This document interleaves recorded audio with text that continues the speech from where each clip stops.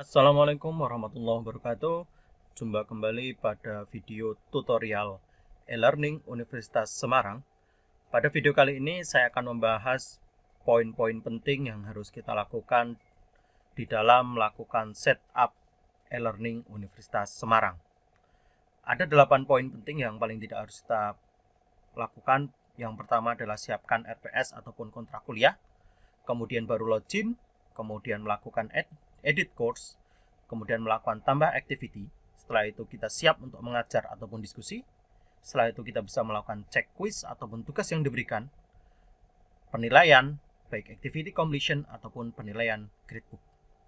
Nah, tahap pertama yang harus Anda siapkan adalah kontrak kuliah ataupun RPP.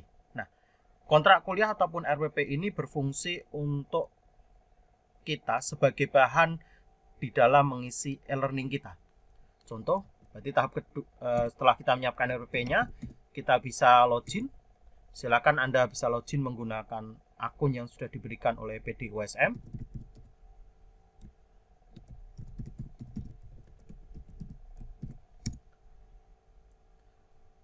Nah, setelah login, kita bisa milih course kita. Ini adalah login dummy.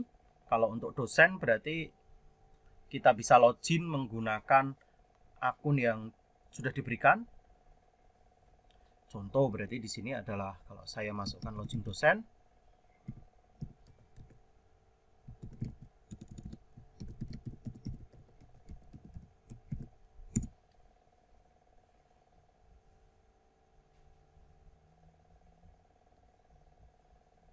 Setelah kita masuk menggunakan login dosen yang sudah kita miliki, tahap selanjutnya adalah kita masuk ke dalam course yang kita punya. Contoh seperti ini berarti. Ya. Nah, di tahap yang kedua atau ketiga, maaf, kita melakukan edit course. Edit course ini bisa kita lakukan dengan menekan turn editing on. Turn editing on. Ya. Silakan Anda bisa edit mulai dari announcement yang Anda ubah jadi atau kita ubah jadi deskripsi perkuliahan dan capaian pembelajaran. Kemudian kita mengedit pertemuan 1 sampai selanjutnya. Contoh kalau kita lihat untuk mata kuliah yang lain, coba ya saya bukakan mata kuliah yang lain.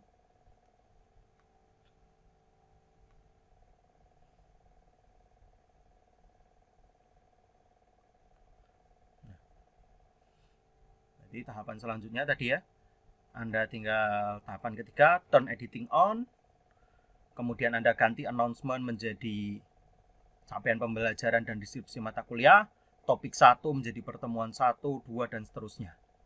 Nah, setelah selesai kita menambahkan add an activity or resource.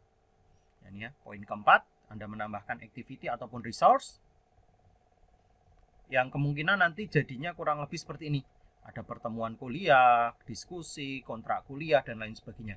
Ini berarti resource, diskusi, dan pertemuan.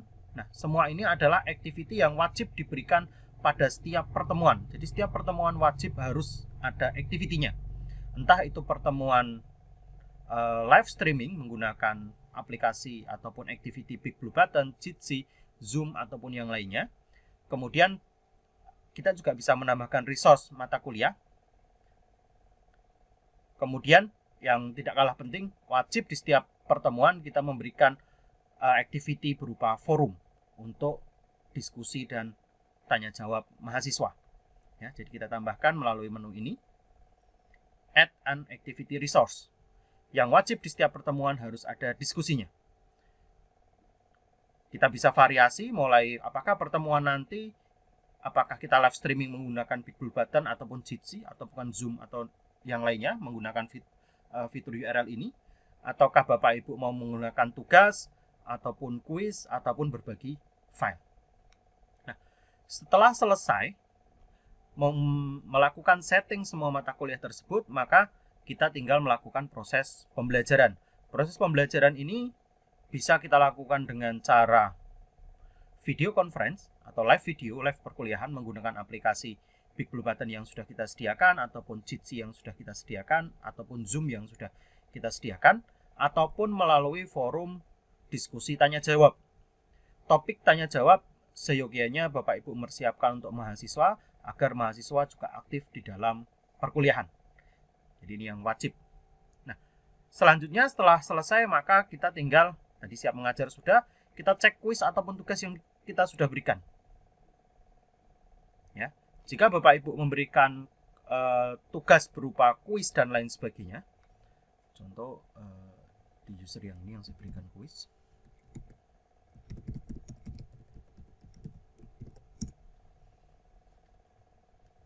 Untuk di video-video sebelumnya ya di KWU kita sudah menyediakan kuis, semisal kuis pertama, kedua, dan selanjutnya. Oke, saya sudah memberikan kuis, maka saya tinggal mereview. Misal ini ya, kuis 1 yang ini. Saya akan cek. Oh, sudah ada 5 orang yang bergabung di kuis, saya lihat. Oke, sudah ada nilainya. Jika Bapak Ibu mau mendownload kuis ini, maka tinggal kita pindah ke Excel ya, kemudian kita download.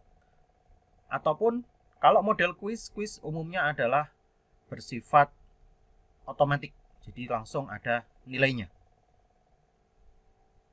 Ini kalau kita mau show reportnya ya.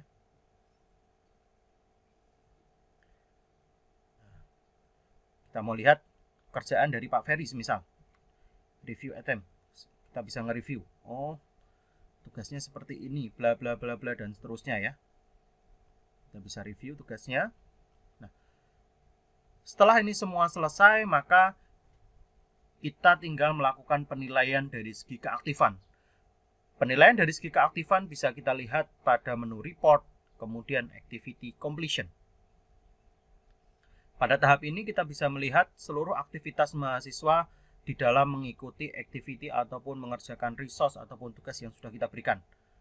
Bagi mahasiswa yang sudah mengerjakan akan mempunyai tanda centang seperti ini di setiap activity. Kalau tercentang semua berarti dia komplit dan seterusnya. Nah, activity ini bisa kita download. Silakan Anda bisa pilih download in spreadsheet format. Yang ini ya, yang atas, yang bawah, download in Excel compatible format, supaya Bapak Ibu bisa melihat dalam format Excel yang lebih jelas. Nah, kalau sudah selesai, maka penilaian yang terakhir yaitu penilaian dengan gradebook setup. Penilaian gradebook setup ini sangat penting untuk melihat hasil-hasil daripada tugas yang kita berikan. Mungkin UTS, UAS, tugas-tugas yang bersifat essay dan lain sebagainya, atau bahkan kuis dan lain sebagainya. Kita bisa pilih export untuk memindahkannya ke format Excel.